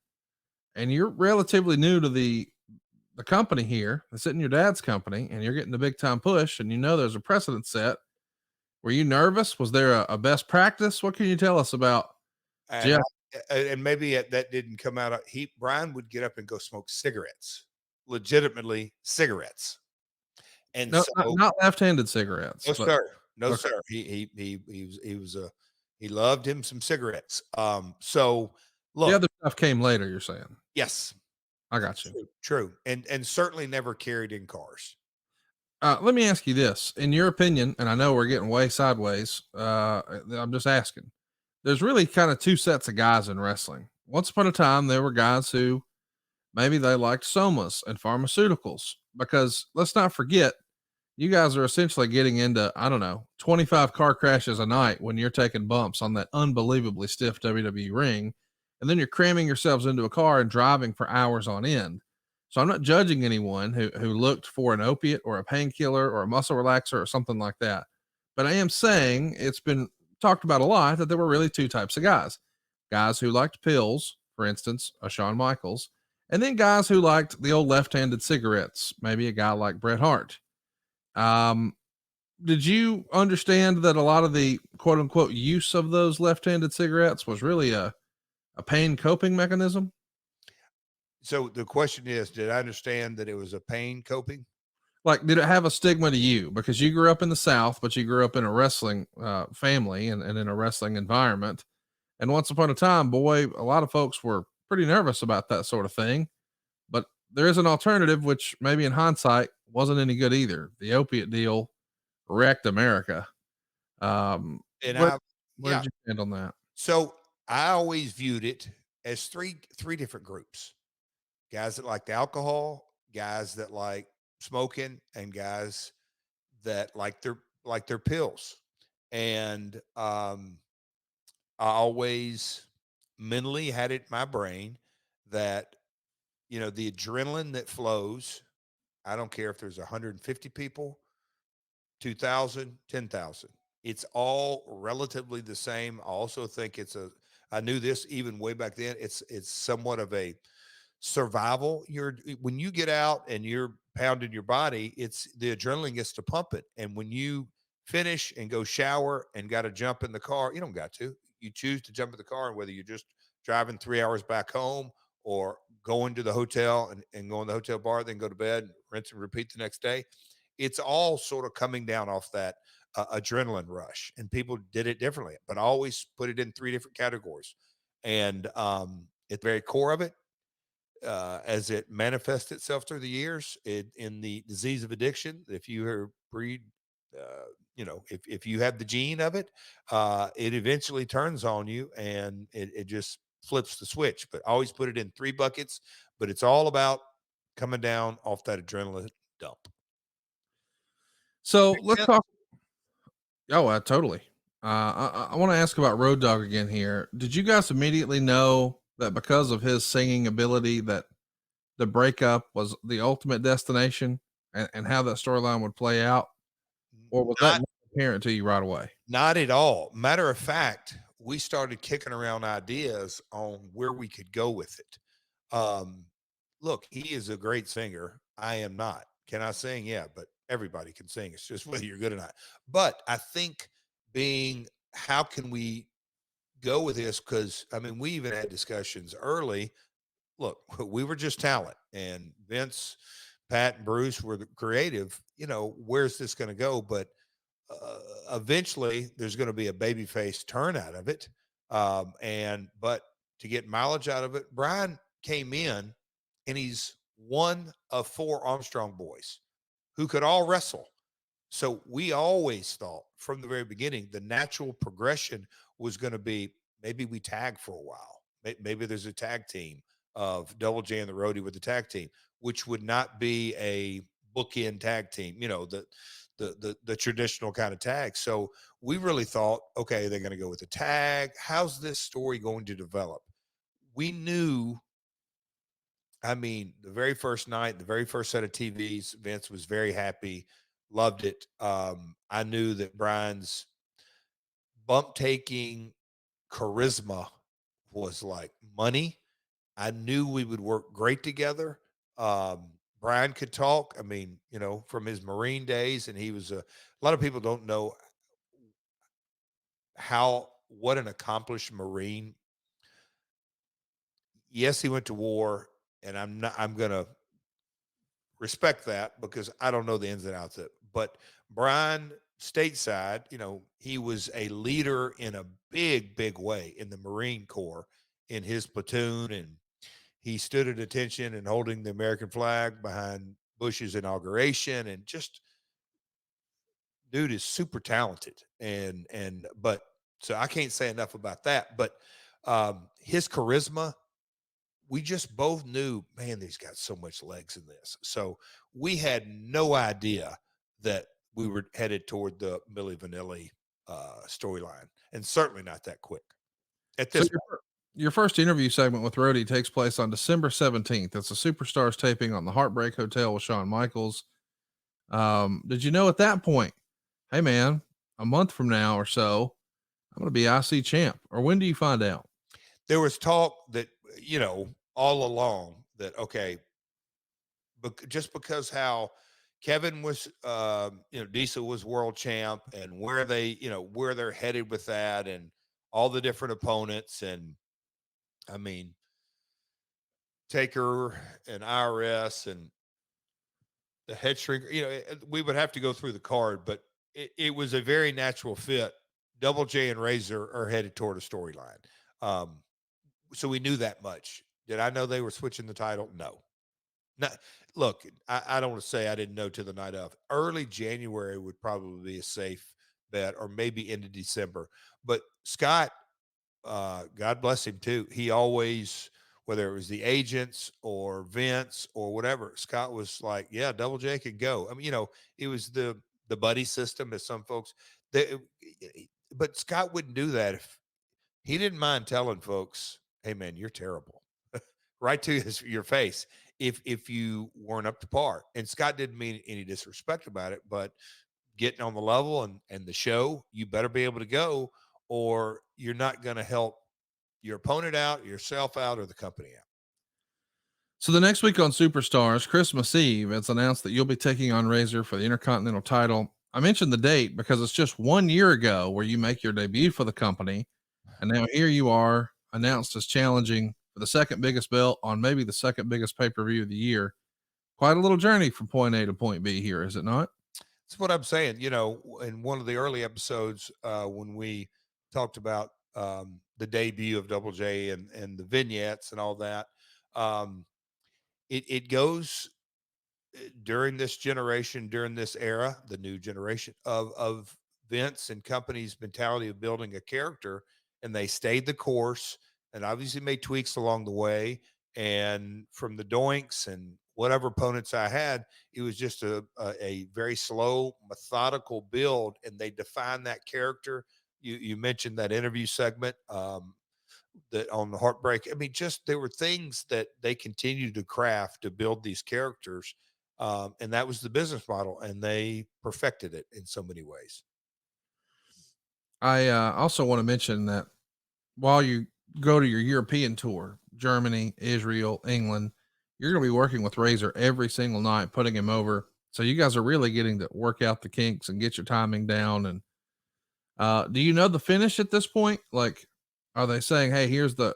I'm just wondering, in terms of your head, you know that you're doing a lot of shows for the live crowd, but knowing that you're going to have this one big sort of coming out party, a major pay per view match, I'm sure you're tinkering with different spots and things like that. But when do you guys have any sort of finish in mind, or do you even know that you're going to be leaving as champ? We don't know at this point. God, that tour that we started in the UK and did some German dates, and the flight from Germany to Tel Aviv. We got off the plane, went through heavy security, get on a bus, drive up to Jerusalem, and we worked Jerusalem, and then we worked Tel Aviv. And I mean, I can remember Jerusalem. It was a very small show, so that probably got the C match in Tel Aviv, maybe the B match. But that German flight, I could remember we were all dead tired, and I mean, we filled up the whole plane, but it was still commercial. It wasn't a charter, and man, just those trips but to your question, we were fine tuning and we came up with a couple of different heat spots, but we didn't know the finish, but we knew that we could take some of match A and some of match B and some of match C. And by the time we got to Tampa, we would have 90% of the match and then deliver what they wanted. We're still going with the country singer gimmick. Superstars, January 2nd, 1995. You're supposed to perform on the King's Court with Jerry Lawler, but unfortunately, damn it, there are some technical difficulties and you're unable to sing. And this is now a new wrinkle in the character. And I wonder, was it introduced because they knew of the roadie's singing skills at this point, or was that still not, as far as you know, the plan here? They knew Brian could sing from day one. I think it's a big part of why I originally got hired, among other things, but they knew the pairing, he can sing. But again, the slow, methodical build. And this was just on social media the other day, and just the great links of Brian's there. And then I played a little Keystone Cop, and the neck of my guitar almost turned over the mic stand, and Brian got it, and then the lighting and the reverb and just the great links they go to, and Shawn Michaels is on commentary, and building up that finally Double J is going to sing. Let's go to a break and come back. He's going to sing. All that kind of stuff. Again, great character building. They invested so much in characters during that time. I think a lot of times in today's world, and I get it, it's a quick, but there is something to investing time into character development. January 16th, and we've discussed this one before. You're going to take on Bret Hart and lose with William Shatner at ringside. Shatner's going to beat up the roadie afterwards. And Jeff, I know this is Bret's return and his match after losing at the Survivor Series to Bob Backlund, but in 2 weeks, you're winning the Intercontinental Championship.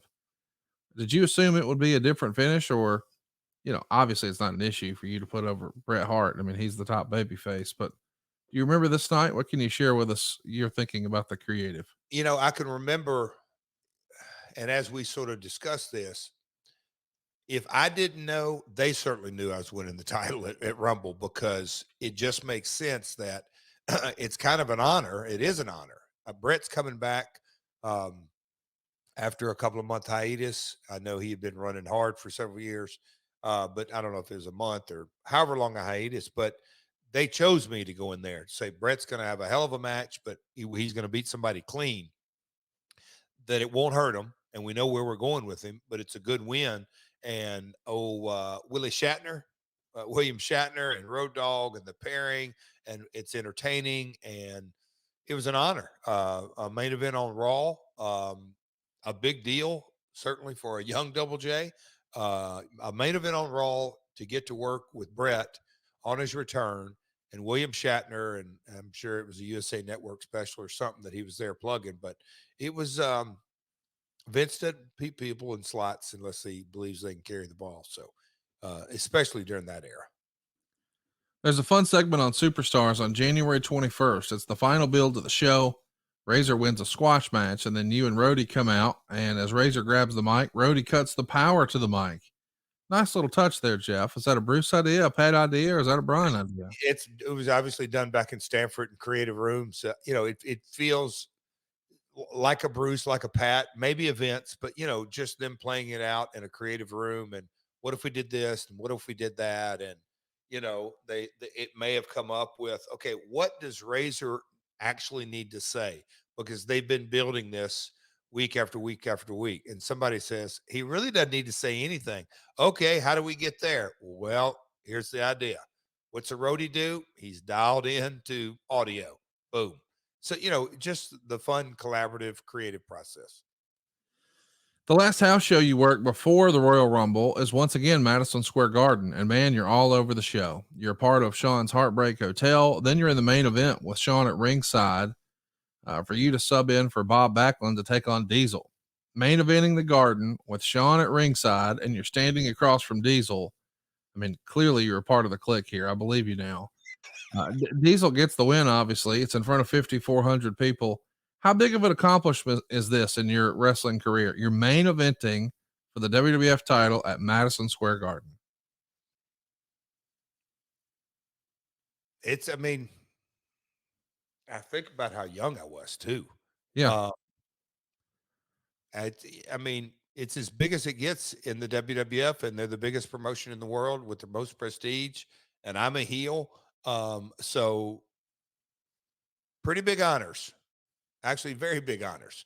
And the timing of the industry too, that there's always ebbs and flows, and you look at flow charts on, live event business and ratings, and at this time we were 1 hour on USA Network. Just when you just sort of put it all together, we're talking obviously mid 90s, and the Japan industry, and the UK scene was nothing like it was today, and Mexico. So this is at the early stages of AAA, CMLL, the dominant promotion. You just sort of take the industry in as a whole. And so for young Double J to get a main event, I got to walk past the Garden yesterday, eating at my diner, Conrad. It's not Waffle House, but I love me some New York diners. Yeah, it's huge. I mean, I don't even know how to put it. It's absolutely huge, and it's something that no matter how much you want to chastise me, Conrad, about a horseman or not a horseman, I main evented Madison Square Garden. So suck it. Hey, ain't nothing wrong with that, Bubba. Let's talk about the Royal Rumble 1995. We're here at the Tampa Sun Dome. It's January 22nd. You're opening the show with you and Razor, and it's for the Intercontinental title. Meltzer would say, the crowd reactions really hurt Jarrett in particular, and even Hart and Diesel for much of their match. They were doing some very good work, and it just didn't seem like the crowd cared. Do you remember the crowd being rough? I mean, when you think about that night, do you remember it being a challenge to get them going? I don't want to go down a rabbit hole here, but as time has gone on in the my world of research and being able to go back, and I was never a weekly reader of Dave, but just sort of hearing things. And look, this is he's in California. So this is word of mouth. This is no streaming, no FaceTime.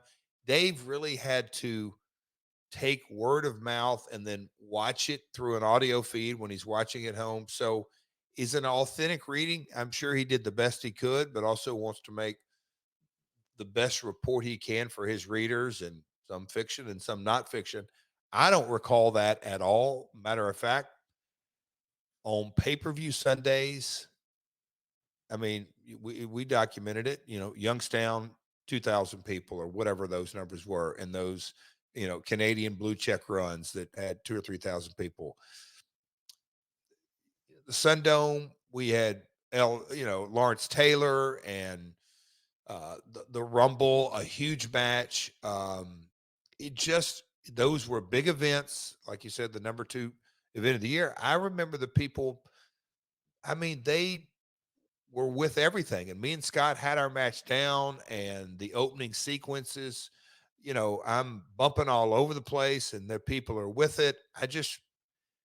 I get it. And I get the researchers. I guess I'm tired and a little cool and calm, but and I get that the researchers don't want to go look at Wade Keller or Jason Powell or other research material, but they stick with old Dave. I just don't remember.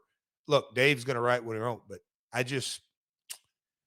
I'll disagree with Mr. Meltzer, but he can write what he wants and sell his sheets all he wants. They were with it. I vividly remember when they reacted to the DQ flat finish, which Pat Patterson called everything to a T when he went over the finish. And we're going to do this and the count out, and they're going to boo and let Razor get so far here and say your first line, and so far here. And Scott, how you're going to respond and how we're going to do this. And then you build them back up, and you make the flurry and work on the knee and work on the knee.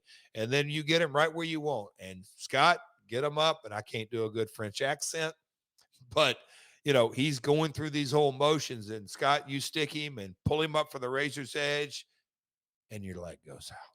I mean, Pat had all this emotion, and we went out, and the people were with every moment of it, and they booed the shit out of it. But I beat Scott with a small package. It's just good storytelling. I'm just curious from a inside baseball show perspective. Would you rather our research only pull quotes that were complimentary, that said nice things, or do you like having something to argue against? I like more than Meltzer. Okay. So just, you want me to read 3 or 4 match recaps next time we do one of these? Not you. You don't read them. No. Look, it's we've sort of gone around and round with the research, but I feel that they've fallen right back into only pulling from Dave. And I think as a listener, they go, all they do is pull up a Meltzer recap. I know back then there were 2 or 3 other researchers, and on the Dallas episodes, they got court cases, and I know you can't do that on every one, but you got Matt Watch, and you got all kinds of different. Meltzer isn't the only writer. I guess He's the only one that matters. He's the only one of relevance. He's the only one people are talking about now. I mean, you didn't, at the start of the show, you didn't ask me what Wade Keller thought of Game Changer. You said, what did Dave say? Oh, Conrad's. No, I'm just saying, like, nobody gives a damn what anybody thinks about wrestling from a historical perspective without the Observer. The Observer is the industry trade. So I just feel like I'm serving you up Coca-Cola, and you're like, man, I wanted some Mountain Dew today. Which, don't get me wrong, solid drink. A lot of people drink it. But Dave Meltzer, Lord, he's the Coca-Cola. He just is. Oh, no, I'm not disagreeing. It's Coca-Cola, but there a variety here. That's where I'm going with it. But what we're talking about is a match recap and I think opinion of a single match. I know, but I think we can create the narrative that it's Eric versus Meltzer, Bruce versus Meltzer, Jeff versus Meltzer, Arn versus Meltzer. And I think that does a disservice to the listeners. That's literally all I'm saying. But we don't just use Meltzer. I mean, half the stuff in here was not in the Observer that we've covered today. I'm talking about this match recap. It is. Let's read it here. Jarrett won the IC title from Ramon in a total time of 18 minutes and 6 seconds. Ramon opened strong with a blockbuster suplex and chokeslam. Jarrett took a lot of big bumps. As the story of the match, Jarrett did a good job of carrying Ramon, but the crowd doesn't care about Jarrett. And even when it got exciting, they never really got the heat they should have. They traded near falls and did a few clumsy Mexican high spots. Ramon crotched Jarrett on the post and did a clothesline off the top for a near fall. The first part of this match finished when Ramon took a bump over the top rope and started selling his left knee. Outside the ring, Roadie clipped Ramon's knee and he was counted out of the ring at 11:47.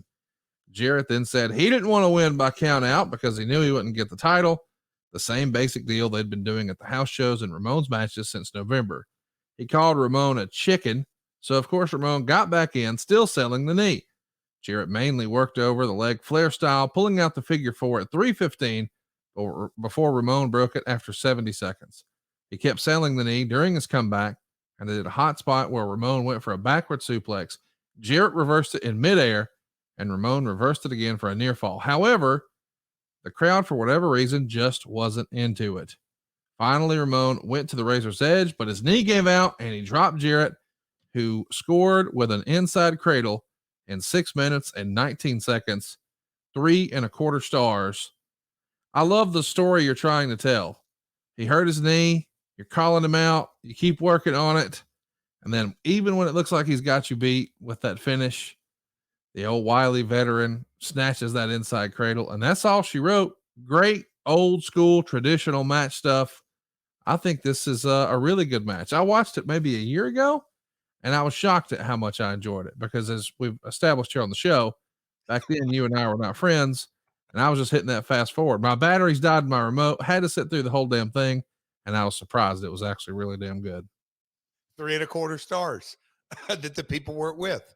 That's what I guess the stars come from, the execution of botching Mexican high spots. Would you ever confuse Razor Ramon with doing Mexican high spots? No, I do think it's funny though how that has maybe changed in time. You know, I don't think he would use that phrase to recap an AEW show these days. What phrase? Mexican high spots. Oh, correct. Okay, yeah. And I'm having fun here, but yeah, the story. I go back to Pat Patterson, just a really good storyteller. He knew both of our characters inside and out. You know, with the roadie coming on the scene, I think it would have been kind of simple if you would have involved Roadie in the finish, but Roadie got his heat because he's the original one who really clipped Scott's leg outside to tell a story, and then we just kept on it and kept on it. But again, the characters, the execution, the timing. I love going on first. I think it sets the tone with a really good match, but I don't think anybody in the building thought I was winning. I think it came out of nowhere, and I think that's a good vibe starting a show. Traditionally, you always want to put a babyface over to kick it off, but if you're really going to have a shocking finish that the people go, well, that wasn't supposed to happen, or we didn't expect that, it can be a shot in the arm to set the tone like, all right, we don't know who's going to win any match tonight. Let's go. I want to mention the show was sold out. Probably not a surprise to anybody, but still, it's nice whenever you can get a sellout on pay-per-view. What do you remember, as you come through the curtain there? Are you happy with the way the match went? Or were you disappointed? What would you say? Knowing that we had worked so many times, me and Scott had it down. And so only a few things that go through my mind, like what camera shot did they get? Because there were a couple of, you just want to make sure that it all clicked. But, obviously you go to the agent and they're super excited and whatever talent you saw. but most importantly, the ref and Scott. And hey, man, what'd you think? How'd it go? This, that. I mean, we were working so many shows. We knew, the next night we're going on to Raw. I think that's where my shoulders burned from the light up jacket. But no, it was again, I'm going to go. My, I was still so, I was young, but man, here I am, Tampa Sun Dome, sellout crowd, and I'm walking out here the IC champ. It's pretty cool, Conrad, for sure. I want to mention, as we said, when it comes to Dave Meltzer and the Wrestling Observer, he gave it 3.25 stars. What did Wade give it? 2.5 stars. He didn't like it worth a damn. He said, a very well plotted match, strong because of the drama and near falls, but weak in crowd heat, bumps, and overall athleticism, especially early. He gave it 2.5 stars, which is just a star and a half better than Undertaker and IRS. So Wade didn't like it nearly as much as Dave. But I mean, it seems like you guys dug it. Was Vince happy with it? Yes. Vince, I can't ever remember a time. I think the vignettes, and hats off to Bruce and Kerwin. And, we started off so strong, and Vince, I'll let Bruce or others say, or maybe Vince went to, I believe my perception was he loved the character. But when me and Rhodey hooked up, it went to another level, and you knew that, okay, we're going hammer down, and it was clicking, and the heat and the crowd reactions and our look. Brian is a hell of a bump taker by himself, and I think I can take a few bumps for a heel. You put us together, man. You talk about some entertaining matches that get baby faces over. That was our job, and I thought we did it really well. You're not done for the night. You make a run in during the Diesel Bret Hart match for the WWF title. Any reason you were included other than you were working with Diesel the next night? Or what's your thinking on that as to why you would be involved and in the mix there? You need a heel that can bump and hit his cues and times and distraction and play his role. And I can get my ass beat up 3 or 4 times. It doesn't hurt me at all. I'll come right back out with my mouth and get heat. So I'll say, I think at times during my career, specifically in WCW, being a utility guy that could work and talk and bump, I think sometimes it was a safety valve that, oh yeah, Jeff can do it. Send him out. One of those deals. Well, and again, it's a big time pay per view, and you're interfering in the world title match. We just covered that you main evented Madison Square Garden, now in front of a sold out Royal Rumble crowd, the second or third biggest pay per view of the year. You're winning the second biggest belt, and now you're actively involved in the big belt match. I mean, this is a big doggone deal. I mean, is this the biggest night in your career at this point to win the Intercontinental Championship on pay per view? There's not even a close second. I mean, not even a close second. It was, the Garden Run. I mean, the Garden Show. All those are big, but winning a title, like you said, on at Rumble, and heels rarely win on Rumble. I don't say rarely win, but they certainly. I mean, you could probably do a win-loss record. Heels don't usually win on Mania, Rumble. They kind of win SummerSlam. It's a big deal. It was a big deal. Um, for sure, Conrad. I mean, the Cotton Bowl win over Eric Embry that we covered a couple of shows ago. Yeah. I mean, it was big, This but is so much bigger. It's a global platform. Yes, huge. Is this something, you've sort of played it cool on every time I've brought up a question like this, but is this something you're calling home and talking to somebody about, or you can share with your friends or family back at home, or because you've grown up in it, as cool as it is it still just another day at the office and that's not really what you do?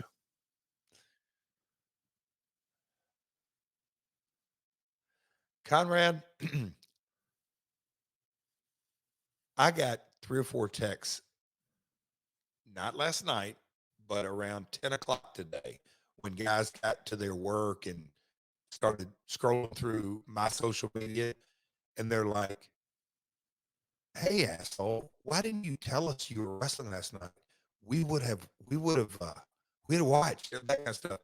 I've just never been one, and I think it's how I was raised. If it is work, it's a business, and I'm glad that I look at it that way. That I don't say, "Hey, no, not calling home," and "Hey, I'm the champ now." It just was never in my genetic makeup, DNA, family. Look, when you're 14 years old and Andy Kaufman is a part of uh, dinner table discussions, winning the IC title, just I don't know. Maybe it doesn't. I don't know. You know where I'm going with Conrad.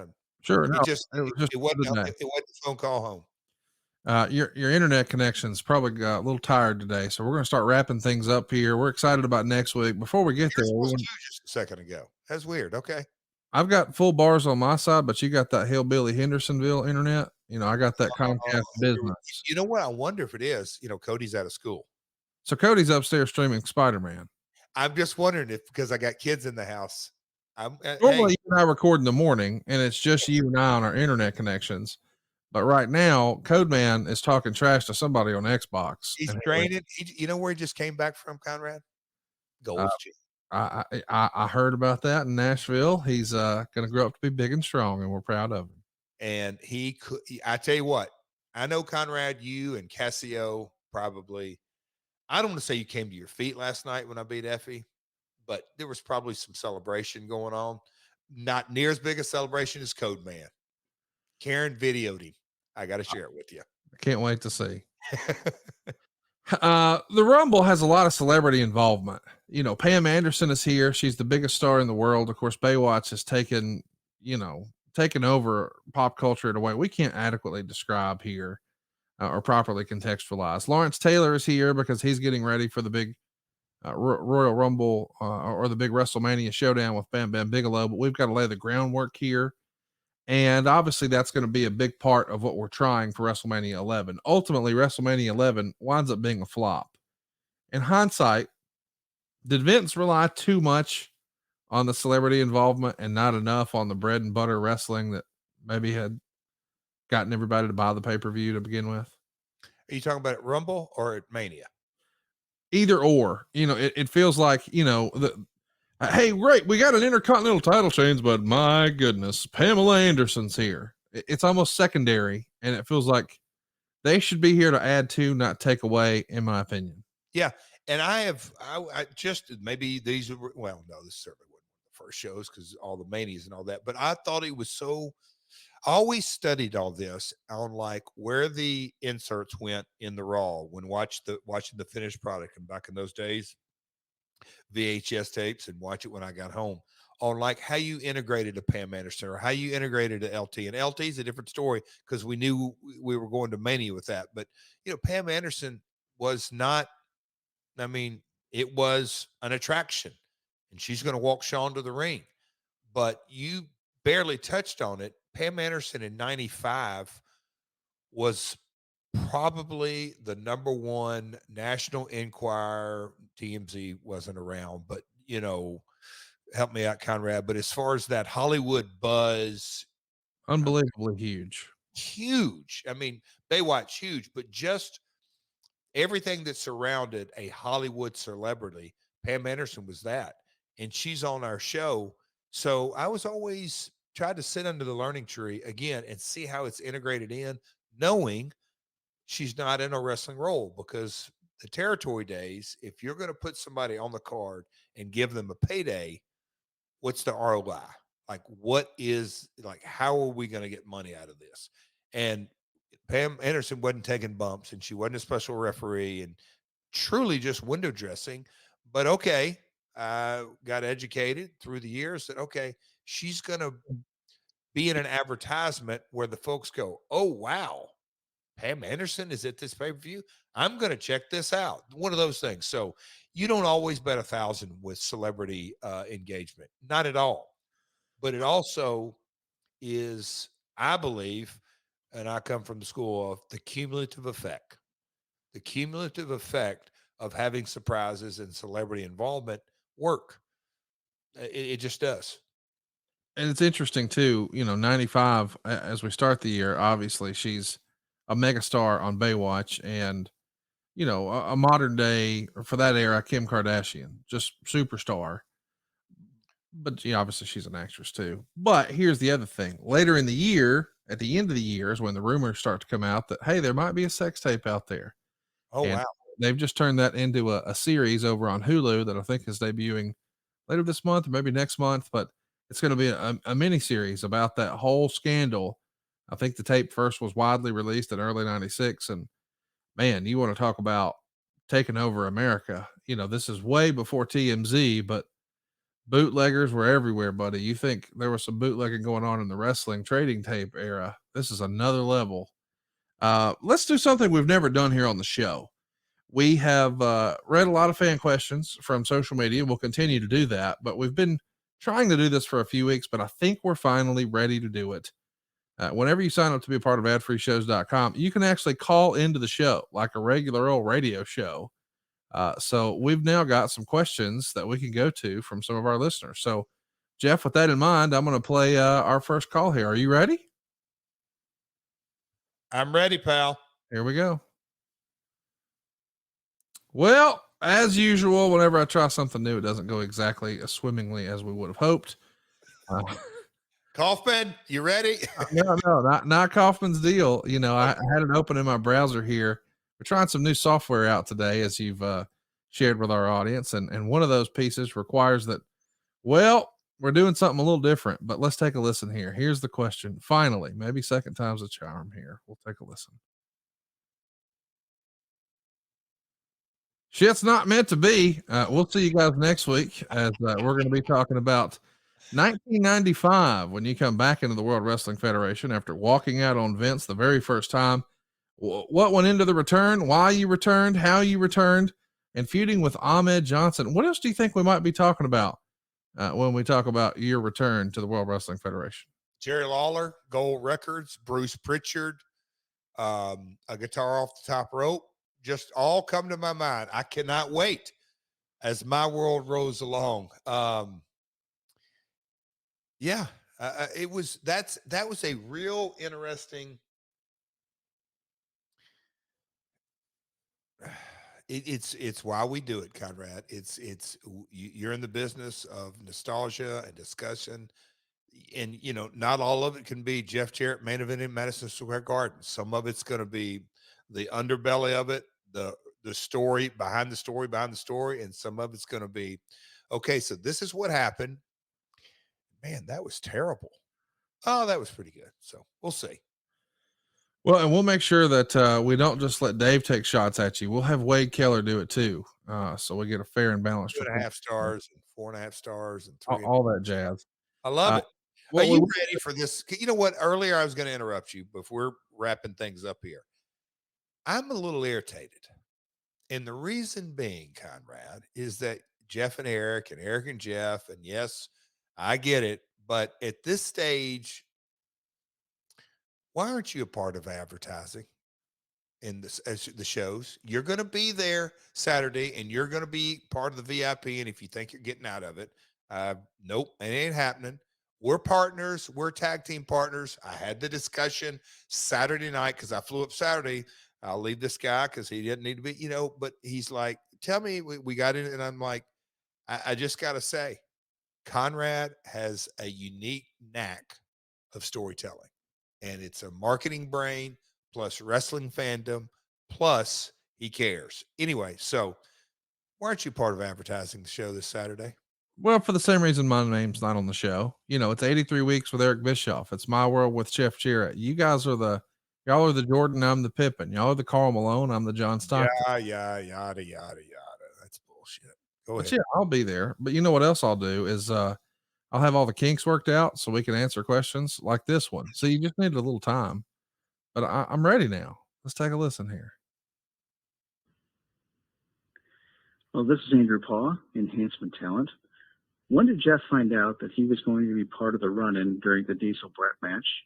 And did he feel at that point that there were just too many guys involved? Interesting question. When did you know you were doing a run-in? Day of? Day of, brother. Day of. I could remember 94 Rumble when we were part of the Undertaker deal.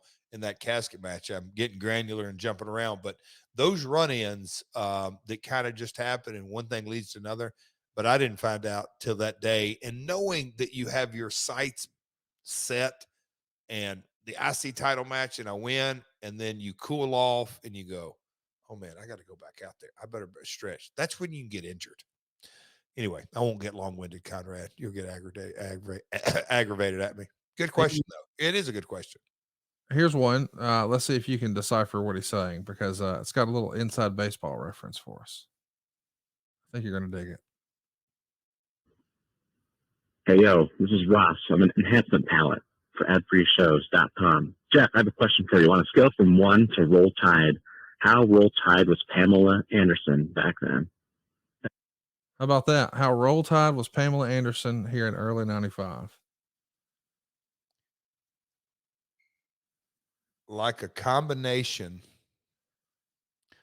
of Tua, Mac Jones, Derrick Henry, Julio Jones, and Bryce Young, all rolled into one. Roll Tide.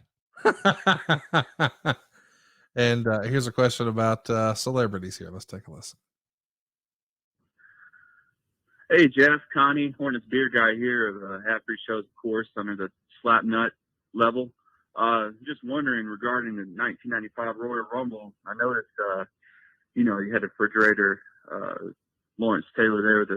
They did this spot with Ben Van Bigelow in the Football Hall of Fame. I was kind of wondering, had it ever crossed your mind, or maybe Jerry Jarrett's mind, when booking the territory down there, to bring in professional athletes or celebrities to kind of book kind of these dream matches, sort of like we saw in the Royal Rumble 95, and of course WrestleMania. It's always had that celebrity presence. So I was just wondering, had it ever crossed your mind to bring in celebrities to I guess generate a better house?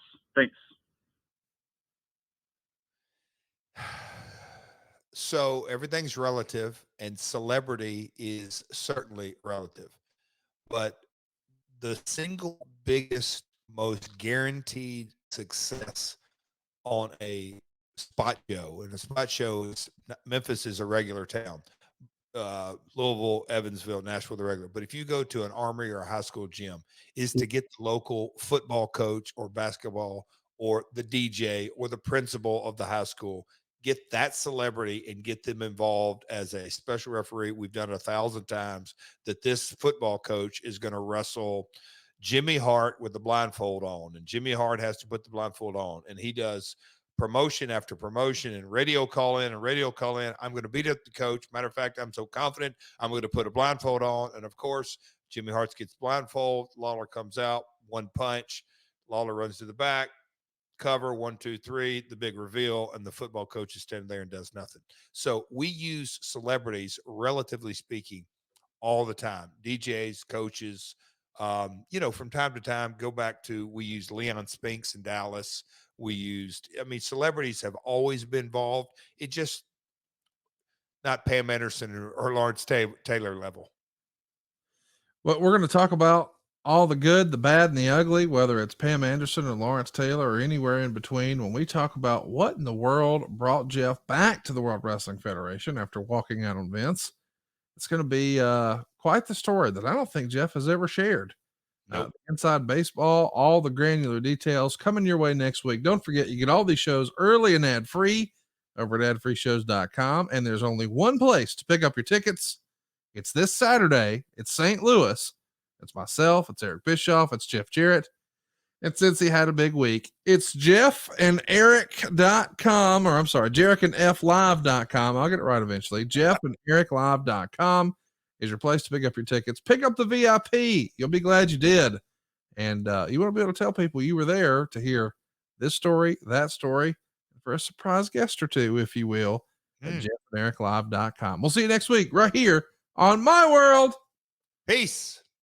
Hey, it's Conrad Thompson. Thanks for checking out the podcast here on YouTube. Be sure to hit the subscribe button and the notifications bell so you get a notice anytime we upload some new content. And go save yourself some money right now. If you're in a 30-year loan or you have credit card debt, it's not a matter of if I can save you money. It's a matter of how much. Find out right now for free at SaveWithConrad.com.